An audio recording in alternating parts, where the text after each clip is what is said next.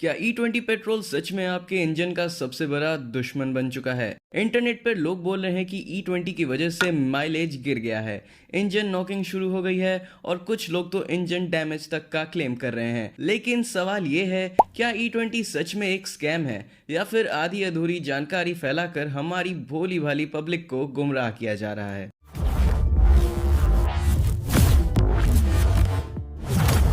सबसे पहले समझते हैं कि E20 है क्या। सिंपल लैंग्वेज में E20 का मतलब है 20% एथेनॉल और 80% पेट्रोल। इंडिया में एथेनॉल ज्यादातर गन्ने और मक्के जैसे एग्रीकल्चरल क्रॉप से बनाए जाते हैं, यानी जो फ्यूल आप गाड़ी में डाल रहे हैं उसका एक हिस्सा खेतों से आता है। इसी वजह से एथेनॉल इंपोर्टेड पेट्रोल के कंपैरिजन में काफी सस्ता पड़ता है और इंडिया को बाहर से कम क्रूड ऑयल इंपोर्ट करना पड़ता है। गवर्नमेंट का दावा है कि एथेनॉल ब्लेंडिंग प्रोग्राम की वजह से लगभग 1.9 लाख करोड़ की फॉरेन करेंसी बच चुकी है और 1.6 लाख करोड़ से ज्यादा की पेमेंट सीधे किसानों के बैंक अकाउंट्स में पहुंच चुकी है। मतलब एक तरफ देश का इंपोर्ट बिल कम हुआ और दूसरी तरफ किसानों को भी सीधा फायदा मिला।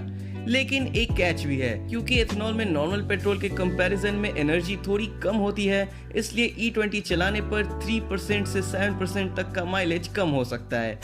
यानी फ्यूल थोड़ा सस्ता, माइलेज कम, मगर देसी है। लेकिन कुछ गाड़ियों में माइलेज का हल्का कॉम्प्रोमाइज देखने को मिल रहा है। तो अगर गवर्नमेंट इतने फायदे गिनवा रही है तो सोशल मीडिया पर इतना बवाल क्यों मचा हुआ है? सबसे बड़ा एलिगेशन है E20 से इंजन खराब हो रहा है और इसी इशू को लेकर कुछ छोटे बड़े सोशल मीडिया के सेल्फ प्रोक्लेम्ड एक्सपर्ट्स और पब्लिक फिगर्स ने भी काफी बवाल मचा रखा है। कुछ लोग तो इसे मोदी गवर्नमेंट का सबसे बड़ा फ्यूल स्कैम तक बता रहे हैं। लेकिन क्या ये सच है? और यहीं से शुरू होता है हमारा असली फैक्ट चेक।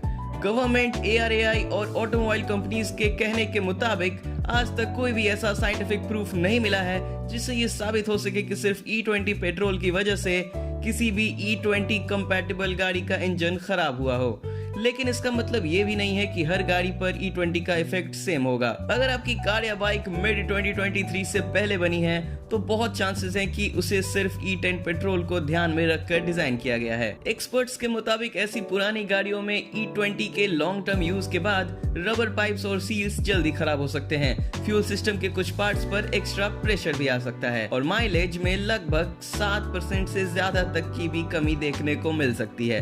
लेकिन ध्यान रहे, अगर किसी का इंजन सीज हो गया या बहुत बड़ा डैमेज हुआ तो उसका रीजन सिर्फ E20 हो ये जरूरी नहीं। इस बात का अभी तक कोई सॉलिड साइंटिफिक प्रूफ नहीं मिला है। आज जो भी नई बाइक्स और कार्स लॉन्च हो रही हैं उन्हें कंपनीज पहले से E20 रेडी मटेरियल्स के साथ ही बना रही हैं। इसलिए अगर आपकी गाड़ी E20 कंपैटिबल है तो जनरली टेंशन लेने की कोई जरूरत नहीं है। अगर एनवायरनमेंट की बात करें तो एनवायरनमेंट के लिए भी E20 को बेटर माना जा रहा है। इससे कार्बन मोनोऑक्साइड जैसे हार्मफुल एमिशंस कम होते हैं और क्रूड ऑयल इंपोर्ट कम होने की वजह से इंडिया धीरे धीरे फ्यूल के मामले में ज्यादा सेल्फ डिपेंडेंट बन सकता है। तो आखिर फाइनल वर्डिक्ट क्या है? क्या E20 एक स्कैम है?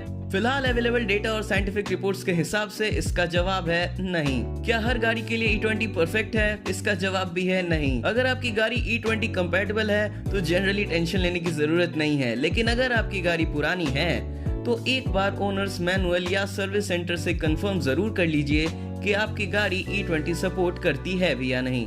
अब आप ही बताइए, क्या E20 के बाद आपकी गाड़ी का माइलेज कम हुआ है या फिर आपको लगता है कि E20 को लेकर सोशल मीडिया पर अननेसेसरी पैनिक क्रिएट किया जा रहा है? अपने एक्सपीरियंस कमेंट में जरूर लिखिएगा। वीडियो पसंद आई हो तो लाइक, शेयर और सब्सक्राइब करना मत भूलना, क्योंकि पेट्रोल कितना भी महंगा हो जाए सब्सक्राइब बटन आज भी फ्री है।